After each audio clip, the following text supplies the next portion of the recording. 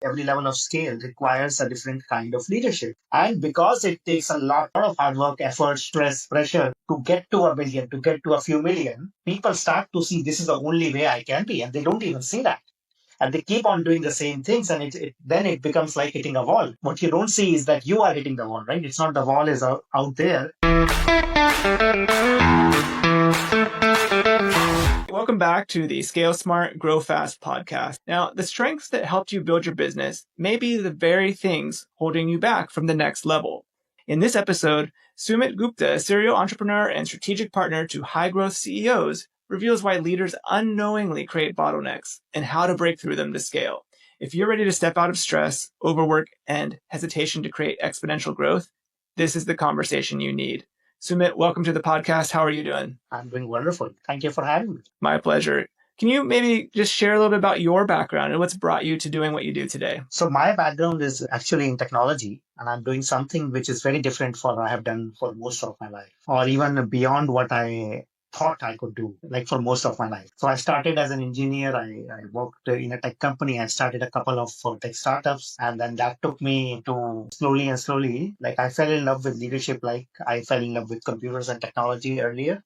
And for the last 4.5 years, 5 years, I have been totally on the other side, running a school of leadership, working with entrepreneurs, helping them scale their companies, scale their revenue, scale their impact, but by working on them, by working on their leadership, not necessarily on the business. Awesome. I love it. My background's also in computer engineering, having that tech background. Very similar story there.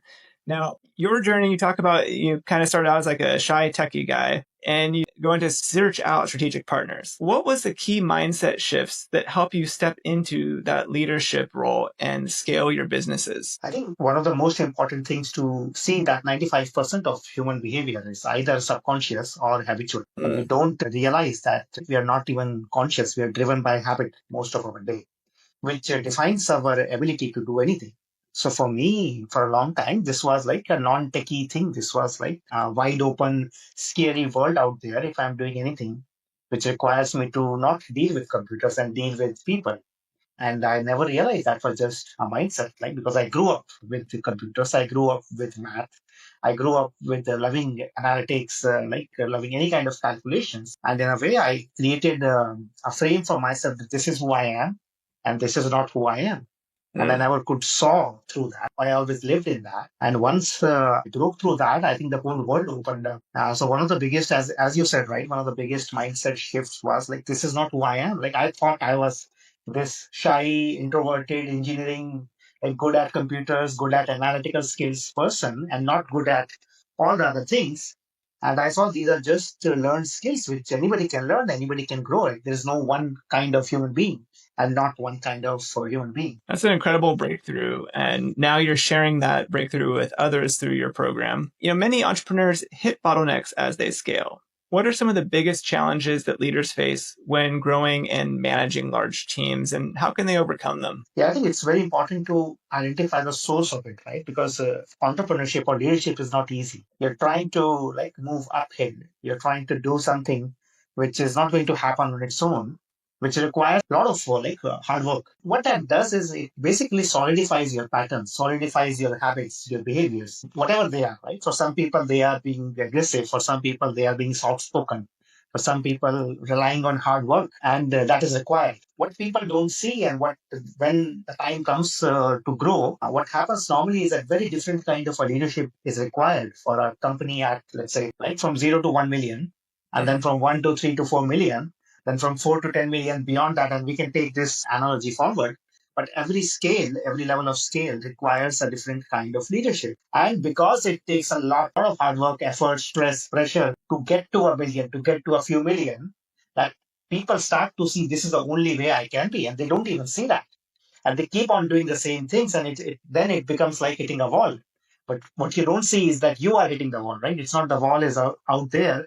It's like you have become your own biggest enemy, and not because of any fault of yours. Just this is how human beings work. So that's what I help people see, and it can be very frustrating until you see it, but it can also be very refreshing, very revealing, very easy once you see it. Yeah, I'm glad you mentioned that. You mentioned, they hit that wall or, the plateau.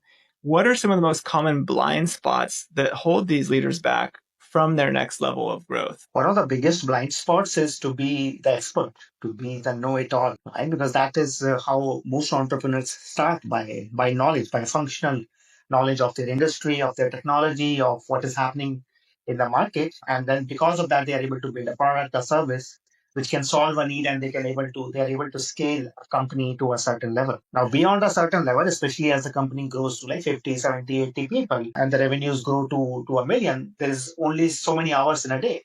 So the founder cannot scale by just adding more hours, and it's also not sustainable from a mental health, from a healthy physical body point of view. And then that being the know-it-all, being able to pinpoint, okay, where is this challenge occurring for my business, actually becomes a bottleneck. Like I will share a simple story. When I first became a manager, right? So I was a techie, and I was a good techie, so I was quickly promoted to be a manager. When I first became a manager, I knew everything about the software that we were building.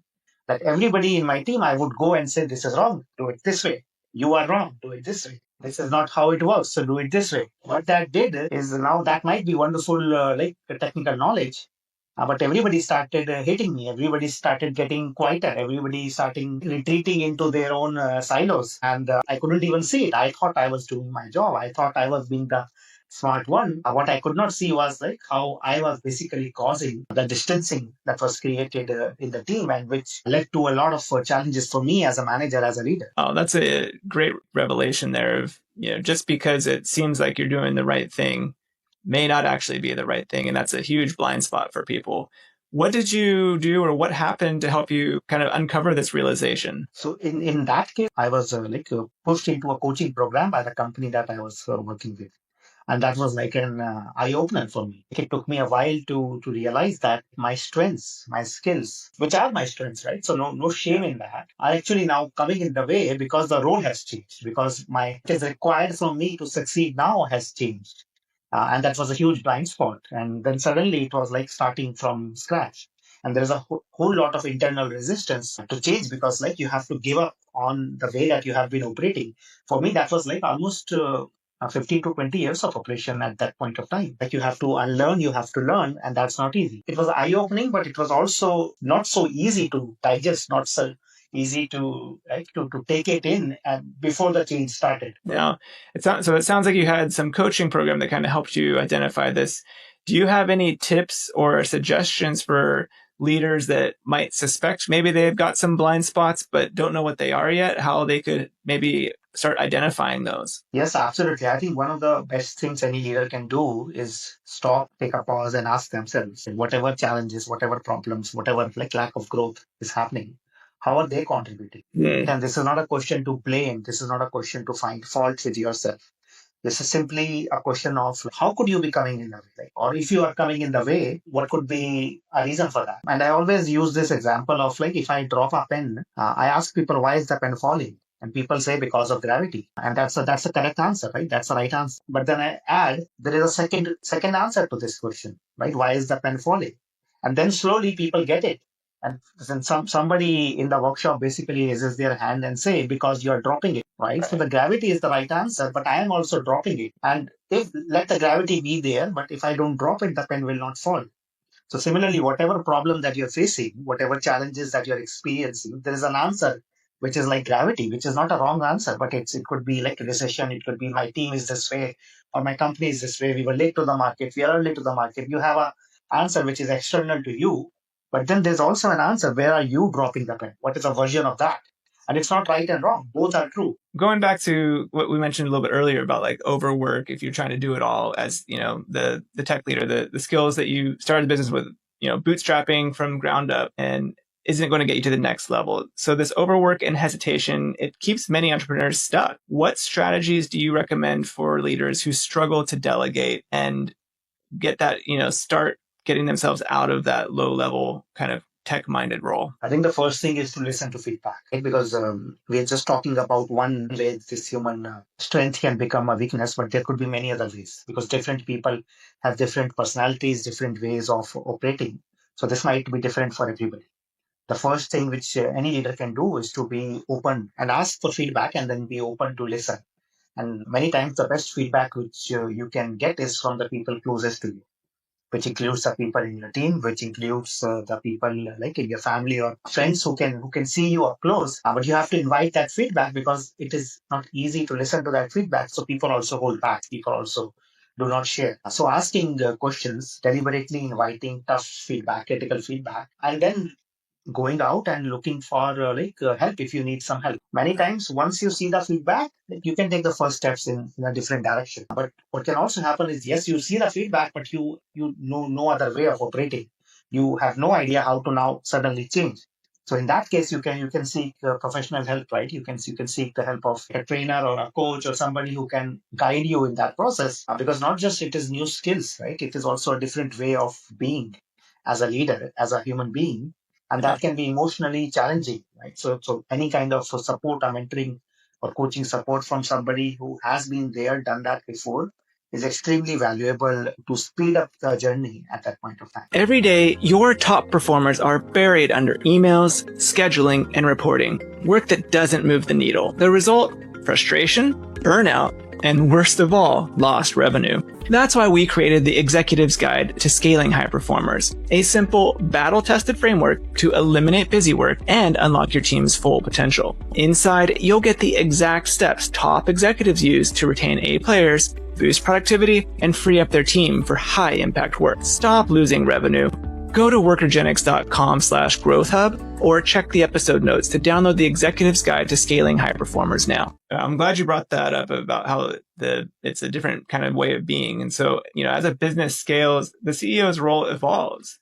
What are some of the biggest shifts in responsibility that a founder needs to make when moving from that hands-on entrepreneur to a strategic leader? One of the biggest shifts, right, is providing something for the customer to start building the organization. To start looking at the organization and the people in it as the pieces which come together. And many founders are so passionate about the technology or the business or the core of their business and then serving at a high quality to their customers, to their clients, that they do not focus on the people, on the organization itself until it is too late, until cracks start to appear in teams or with people. So one of the biggest shifts is to start to see that now your role is not to build this product suite of services, quality, all of that, but to actually look at is this organization, the organization that can sustain for the next 10 years, 20 years, 5 years, and can innovate without my help, right? Without my creativity, is the organization capable enough to innovate?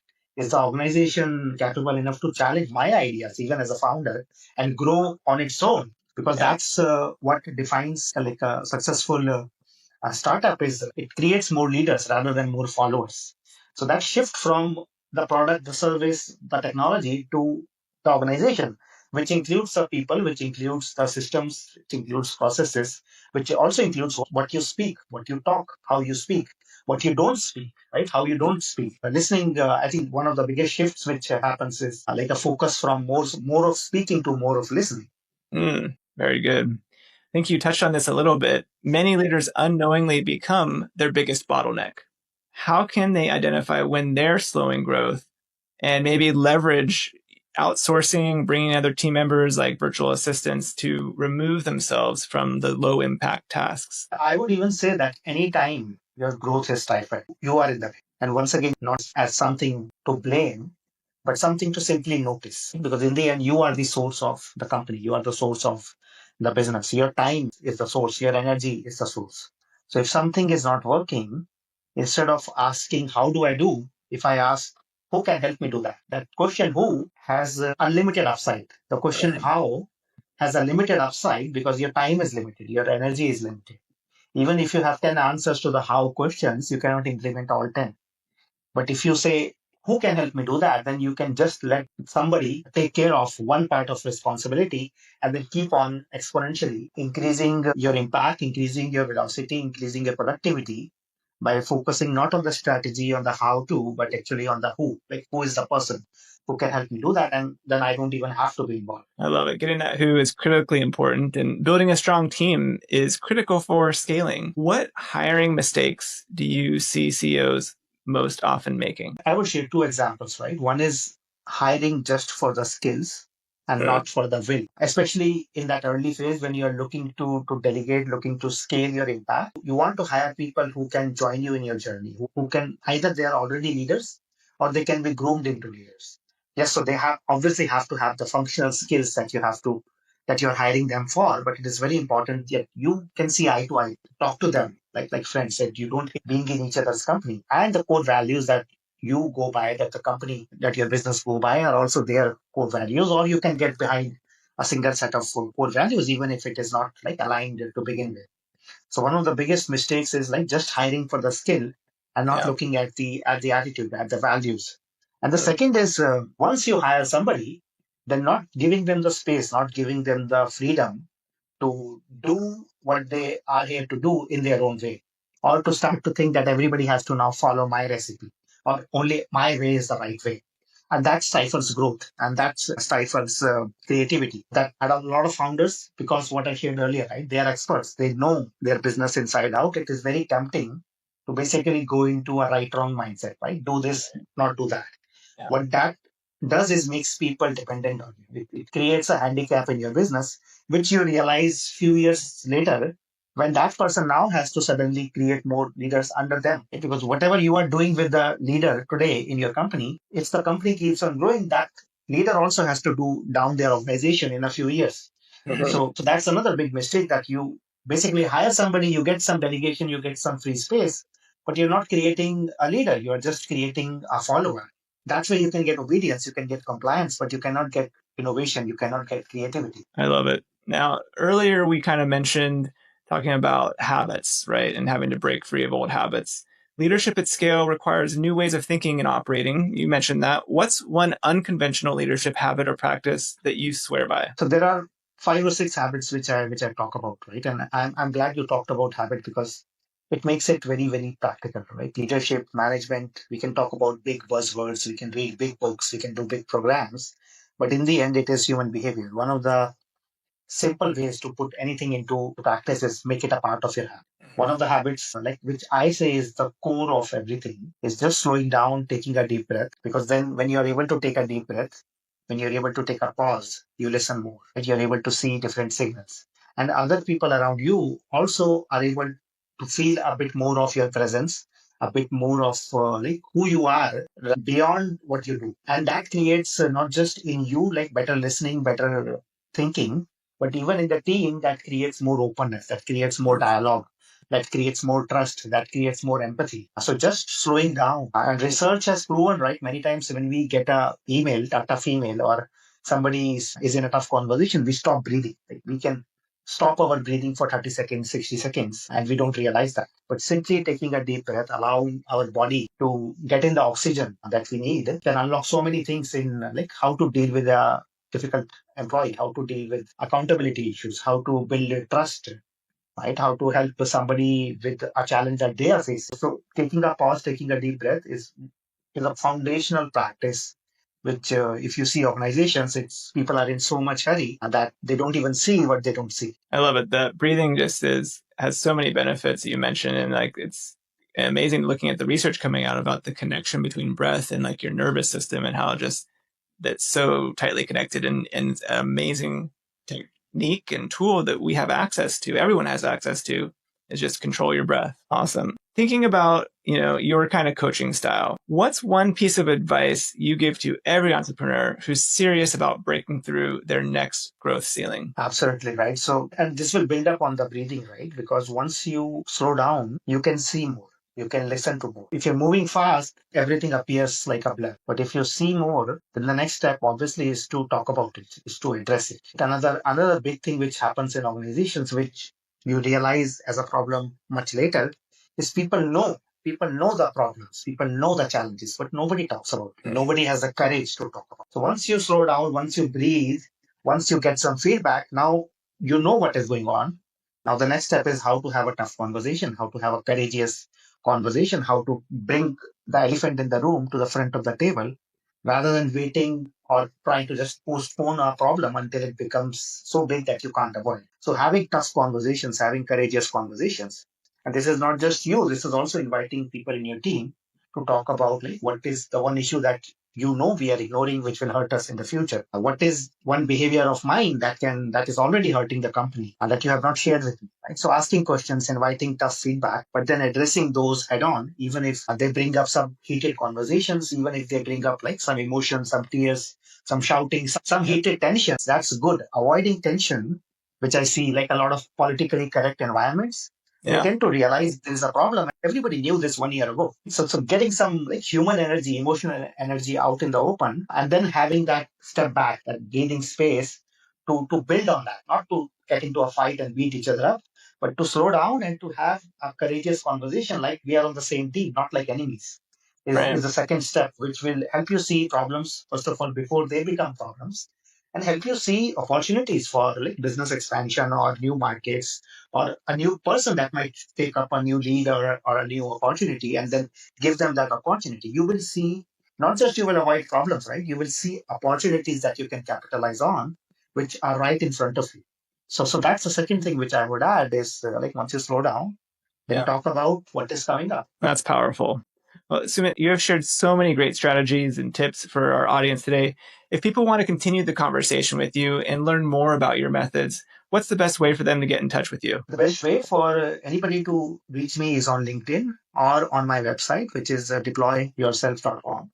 I have a very simple scorecard of 30 questions where people can basically rate themselves on six leadership choices, the six leadership habits or practices that we were just talking, one or two of them, and get a customized score and customized feedback. Like one of the things is that a lot of these things are blind to us. We don't see. So a questionnaire or any kind of self-reflective process can be really helpful. So I invite anybody to reach out to me on LinkedIn or my website and fill that scorecard and see where you stand on these six different leadership choices and what to do, right? What to do once you get your scores, once you get your assessment. Awesome. Well, I really appreciate you sharing that with our audience. We'll be sure to have those links in the episode description. So those of you listening or watching online can just click that link very easily. Now, if you got value from this episode, do one quick thing. Hit like and subscribe so you don't miss future strategies to help you scale smarter.